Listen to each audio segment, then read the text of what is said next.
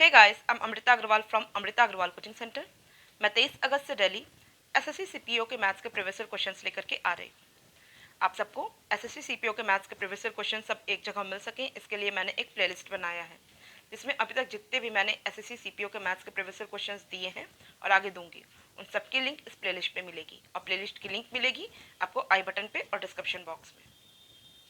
मैं daily SSC Delhi police के maths के प्रीवियस ईयर क्वेश्चंस और एसएससी सीजीएल टियर 2 के मैथ्स के प्रीवियस ईयर क्वेश्चंस भी लेकर के आती हूँ, तो इसके प्लेलिस्ट की लिंक भी आपको आई बटन पे और डिस्क्रिप्शन बॉक्स में मिल जाएगी। अगर इंटरेस्टेड हैं तो एक बार जाकर के आप विजिट कर सकते हैं। अभी मैं आपके लिए एसएससी सीपीओ 13 दिसंबर 2019 शिफ्ट फर्स्ट में आया हुआ ये क्वेश्चन लेके आई हूँ। क्वेश्चन है, the height of a cylinder is 2/3 of its diameter. Its volume is equal to the volume of a sphere whose radius is 4 cm. What is the curved surface area of the cylinder? कह रहा है कि एक cylinder है जिसकी height है इसके diameter का 2/3. मीन्स इस सिलेंडर की जो हाइट है इसके रेडियस का हो जाएगी 4/3, क्योंकि डायमीटर क्या होता है, सर्कल की सबसे बड़ी कॉर्ड होती है जो कि रेडियस की डबल होती है। आपको फर्स्ट स्टेटमेंट में हाइट और रेडियस का रिलेशन दे के रखा है। सेकेंड स्टेटमेंट पे कह रहा है it's volume is equal to the volume of sphere whose radius is 4 centimetre. Means इस सिलेंडर का वॉल्यूम वही है जो इस स्फीयर का वॉल्यूम है जिसका कि रेडियस 4 सेंटीमीटर का है। आगे आपसे कह रहा है what is the curve surface area of the cylinder.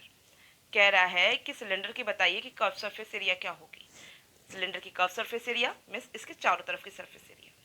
चारों तरफ की सरफेस एरिया के लिए फॉर्मूला क्या होता है, सिलेंडर की कर्व सरफेस एरिया के लिए फॉर्मूला होता है 2πr/h, जहाँ पे 2πr सर्कल का सरकमफ्रेंस हुआ, इसको हाइट से मल्टीप्लाई कर देंगे तो मुझे इसकी कर्व सरफेस एरिया मिलेगी।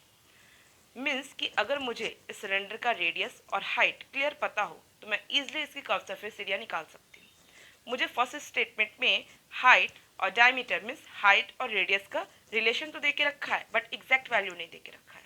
एग्जैक्ट वैल्यू मिलेगी मुझे इसके सेकंड स्टेटमेंट जहाँ पे बोला है कि इस सिलेंडर का वॉल्यूम है इक्वल स्फीयर के वॉल्यूम का जिसका रेडियस 4 सेंटीमीटर है, और क्योंकि स्फीयर का वॉल्यूम 4/3πr³ मीन्स वहाँ पे सिर्फ रेडियस ही होता है जो कि वेरिएबल होता है, जो कि एग्जैक्ट वैल्यू दे के रखा है, उससे मैं ईजिली इस सिलेंडर का रेडियस और हाइट फाइंड आउट कर सकती हूँ।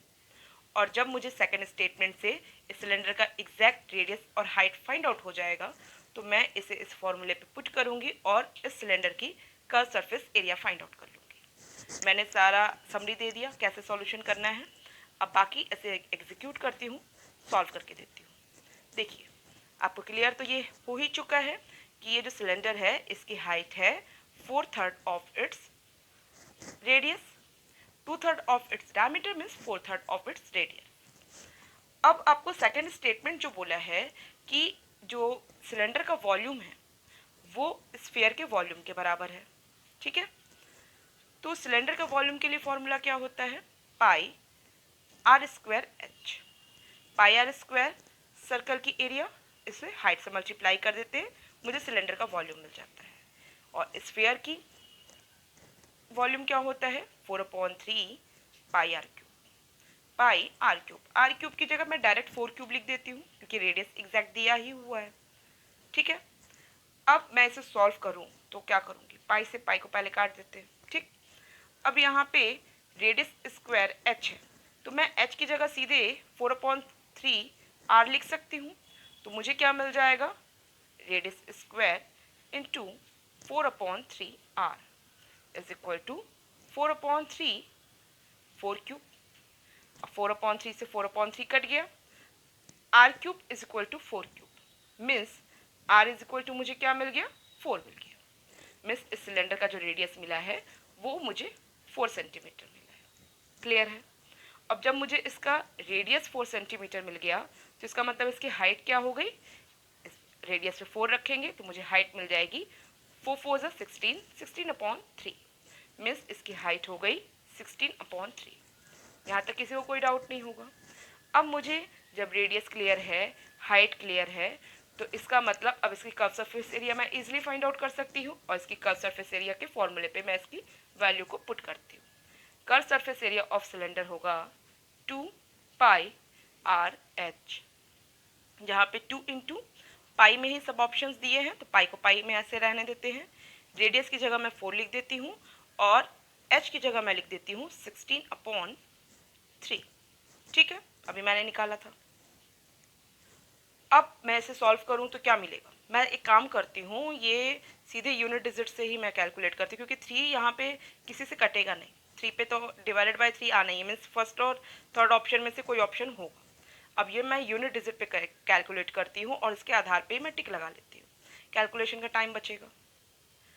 6 4 ज़ा 24, मीन्स यूनिट डिजिट 4 मिला, 4 2 ज़ा 8, यूनिट डिजिट मुझे 8 मिला, मीन्स यूनिट डिजिट में 8 ये किस में आ रहा है, थर्ड ऑप्शन में आ रहा है, means 128 pi by 3। Calculation easy था, मैं इसको कर सकती थी कंप्लीट कैलकुलेशन, बट मुझे आपको बताना था कि आपको कैलकुलेशन कैसे कम समय में करना होता है। तो अगर आपको लेंदी भी कैलकुलेशन होगा तो वहाँ पे इस तरीके का अप्रोच आपको टाइम को कम करेगा। तो आई होप सबको क्लियर है। अगर आपको सब क्लियर समझ में आया है और पसंद आया है वीडियो तो आप इसे लाइक कीजिए, और आपका जो भी रिव्यू है इस वीडियो को लेकर के आप मुझे कमेंट बॉक्स में दीजिए। और आपके अपने कोई क्वेश्चन है इस एग्ज़ाम के रिगार्डिंग तो आप मुझे कमेंट बॉक्स में दे सकते हैं। और आप चाहते हैं कि मेरे अपकमिंग वीडियोस आप तक ईजिली पहुँचें तो इसके लिए आपको मेरे चैनल को सब्सक्राइब करना होगा और बेल बटन दबाना होगा। Thank you.